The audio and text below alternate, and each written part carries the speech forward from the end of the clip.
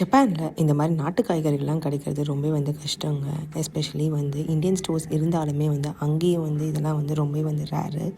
எனக்கு தெரிஞ்சு இந்த 3 வருஷத்தில் நான் ஒரு நாள் கூட இந்த மொச்செல்லாம் இங்கே கிடைச்சதே கிடையாது. அதனால இந்தியாவிலேருந்து வரும்போதே பொள்ளாச்சிலே இந்த மாதிரி காஞ்ச மொச்சையை வாங்கிட்டு வந்துட்டேன். அதை ஓவர் நைட் சூப் பண்ணி வேக வச்சு எடுத்திங்கன்னா சூப்பராக நல்லாயிருக்கும். இப்போ அதை வச்சு தான் மொச்சை குழம்பு வாங்க எப்படி பண்ணுதுன்னு பார்க்கலாம். ஒரு பாட்டில் நல்லெண்ணெய் ஊற்றிக்கோங்க. கடுகு, வெந்தயம், கொஞ்சம் ஜீரகம், வெங்காயம், பூண்டு, பெருங்காயம், கருவேப்பிலை இதெல்லாம் போட்டு நல்லா வதங்கிட்ட பிறகு நான் அரைச்சி வச்ச தக்காளியை 2 அரைச்சி வச்சுருந்தேன். ஸோ அதையும் இதில் ஆட் பண்ணிக்கோங்க.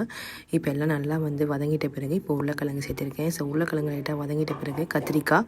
ஸோ கத்திரிக்காயும் நல்லா வதங்கிட்ட பிறகு இப்போ நம்ம மிளகாத்தூள் சேர்த்துக்கலாம். ஸோ மிளகாத்தூள் மஞ்சள்தூள், சாம்பார் பொடி சேர்த்துருக்கேன். சாம்பார் பொடி ஒரு 2 to 2.5 ஸ்பூன் சேர்த்துக்கோங்க. ஒரு பச்சை மிளகாய் இதெல்லாம் நல்லா வதங்கிட்ட பிறகு ஓவர் நைட் சோக் பண்ணதை வேக வச்சு ஒரு 4 to 5 விசில்ஸ் வேக வச்சு எடுத்து வச்சுருக்கேன். ஸோ மொச்சையை அதையும் இதில் ஆட் பண்ணிக்கோங்க. தண்ணி அட்ஜஸ்ட் பண்ணிக்கோங்க. ஒரு 5 to 10 மினிட்ஸ் நல்லா கொதிச்சிட்டோம். ஸோ கொதிச்சிட்ட பிறகு இப்போ நம்ம கடைசியாக புளி தண்ணி போட்டு இறக்குனீங்கன்னா சூப்பரான மொச்சை குழம்பு ரெடி. இதை கண்டிப்பாக ட்ரை பண்ணி பார்த்து எப்படின்னு சொல்லுங்கள். அண்ட் இது செமையான காம்பினேஷன். பீட்ரூட்டோடையும் ஒரு வத்தலோடையும் வச்சு சாப்பிட்டிங்கன்னா அவ்வளோ சூப்பராக இருக்கும். ஸோ ட்ரை பண்ணி பார்த்துட்டு எப்படின்னு சொல்லுங்கள். தேங்க்யூ, பாய்.